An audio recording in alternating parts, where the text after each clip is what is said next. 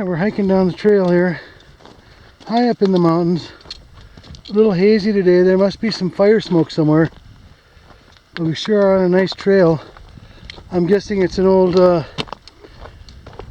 burro trail, you know, that the miners used. We're supposed to be heading to a mine higher up in the mountains here.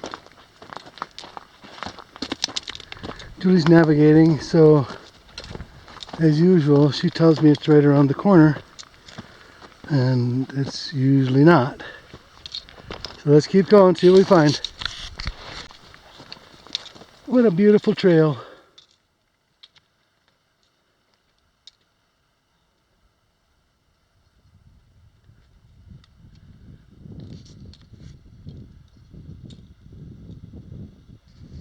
Man, too bad it's not a little more clear today. We'd really have a view. Trail kind of made a right turn on us, so that's cool. Gets in a little more shade. Another warm one today.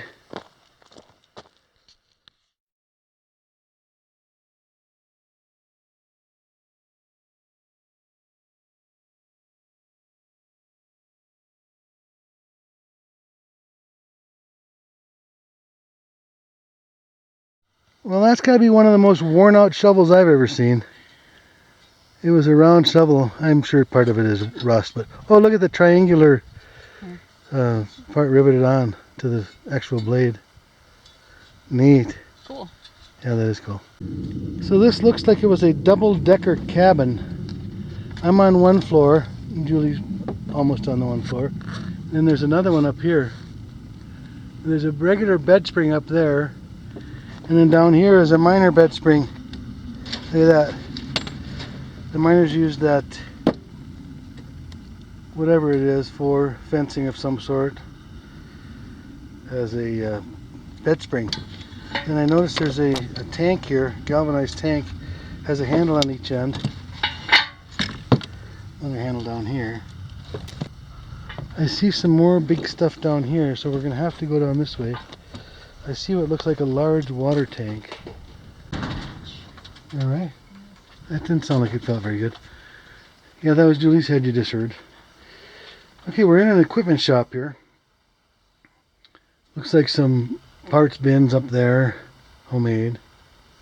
And a few parts laying around on the table still. And let's see, anything up in here? Pipe fittings. Nothing too exciting.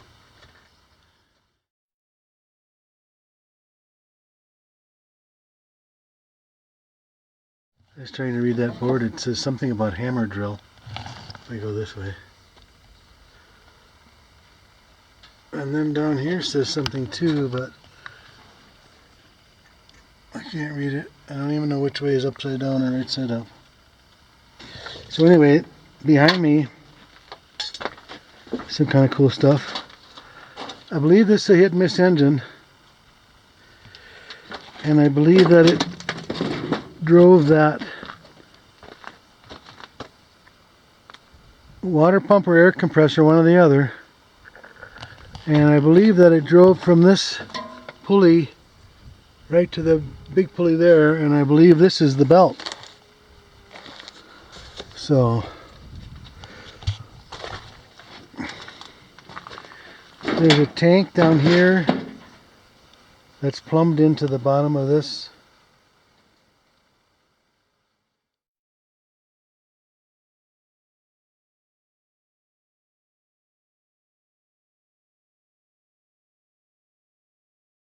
There's a water tank up top here.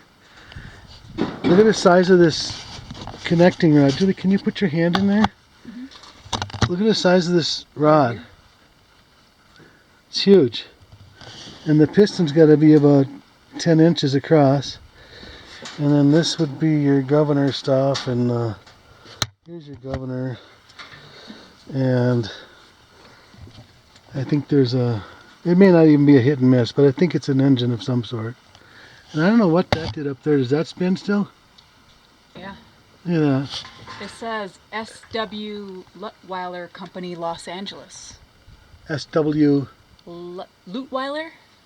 I'll take a picture.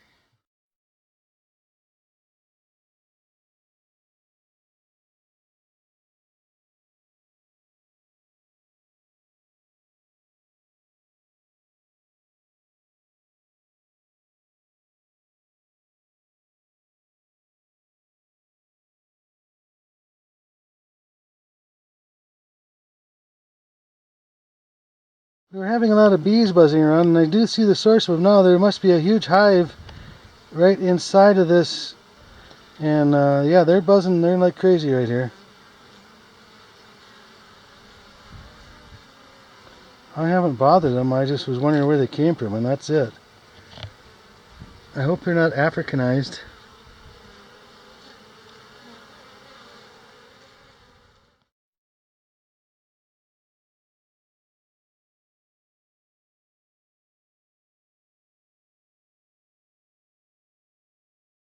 This is a huge bearing cap with the Babbitt poured in it.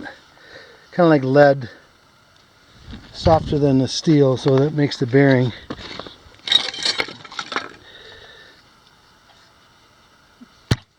Oh, what that is, a yoke of some type. Does that say Ingersoll Rand on this side? I can't read it.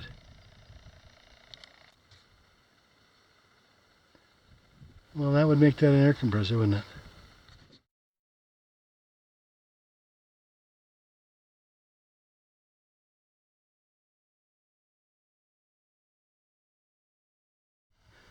Well, there's a shot from above of the engine and air compressor and the collapsed equipment shack and the waste pile. Alright, let's see if we can get in here without caving this thing in worse. It's not got that much weight on top of it, but you don't want it to fall on your head.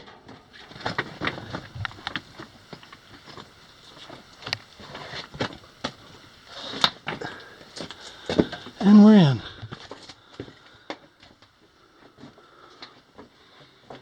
Okay.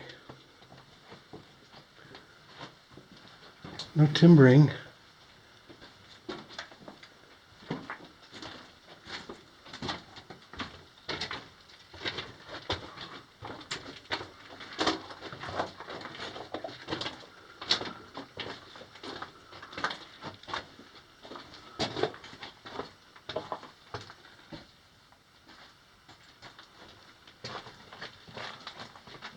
Natural ties again. Yeah, that's cool, isn't it? Yeah. I don't know, I think that's generally a sign of a pretty old mine, or at least one that had a lower budget, because, you know, they use the natural stalls, natural timbers for track ties, which has got to make it harder to get it level.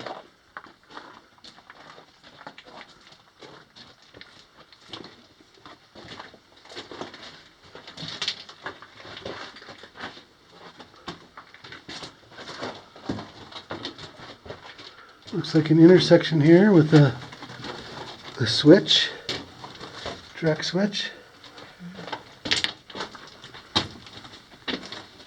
Oh, it goes left, right, and straight. Yep.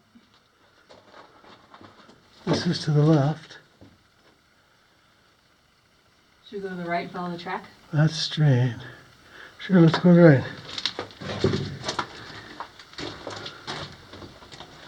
This is that same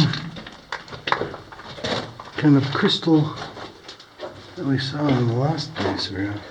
But look at the homemade hanger. It didn't fit that hole. That's pretty neat though. Somebody carved it. Oh, this was just a short little. There's the face.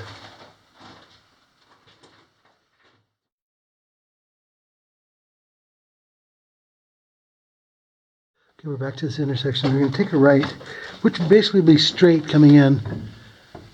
And the track doesn't go back there, so I'm guessing it doesn't go real far. And there's a good sized waste pile outside, so I'm guessing that the left as you're coming in is going to be the major part of the working.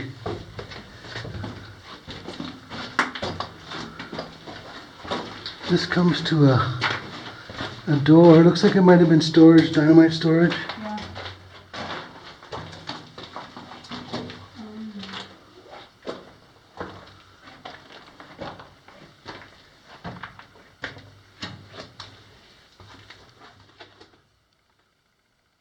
Okay, well that looks like some sort of explosives storage area. A lot of dynamite box parts, and also some bags of something that looked like it might have been an explosives enhancer. It kind of looks like sawdust now, so let's go back and take the other way. Okay, here we are back to this intersection. We're going to take a right as we're going out. We're going left coming in. And here's an old chute.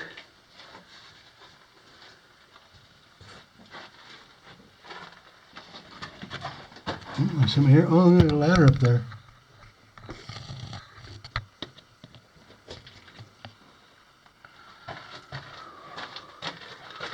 Oh yeah, here's a ladder here. So we could go up into this mine somewhere if we chose to climb the ladder.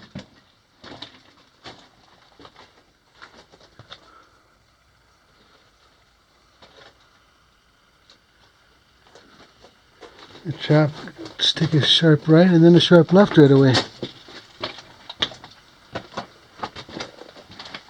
Wow, look at the track. This rock. Looks like it's just hanging there. Look at the tracks. Oh yeah. It's a real S-curve. Oh, perfect.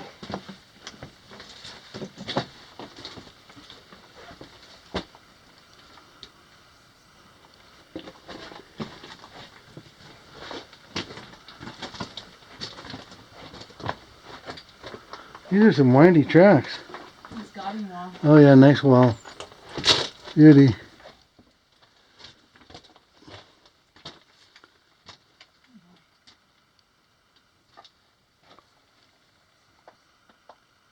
This is looking back the way we've come from. There's this beautiful gobbing wall here.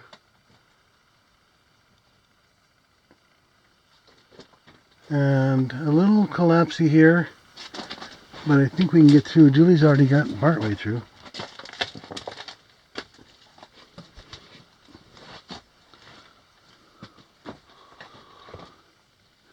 Oh yeah, this stuff's just hanging here. Okay, we're getting over this caved area.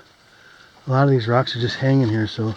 Boy, look at the burlap sacks they were using. There must be 20 burlap sacks there.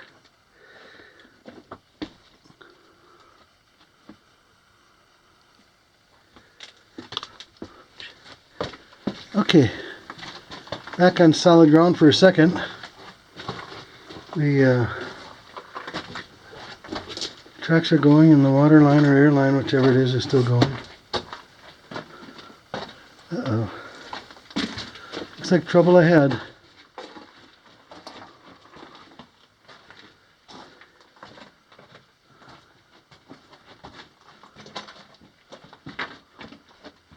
This little stall.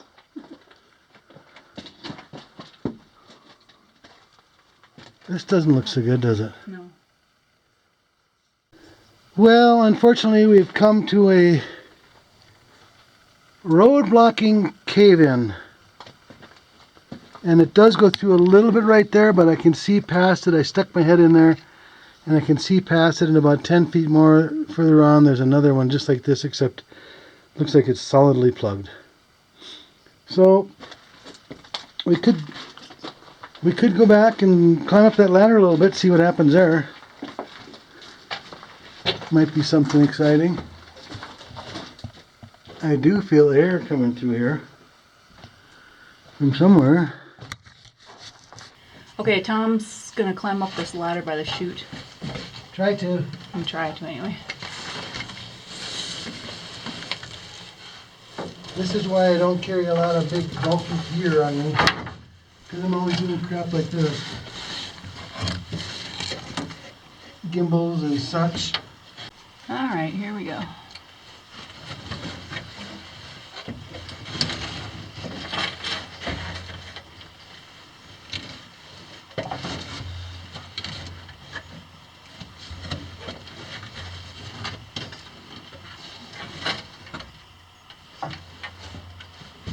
Over the chute. Okay.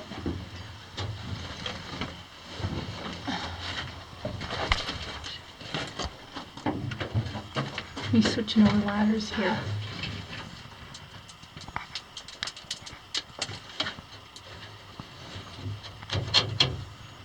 Well, this one's tied on with some rope. Oh, good. I wonder where it goes. Heads up, if this comes out down, be ready to jump out of the All way. ready. Okay.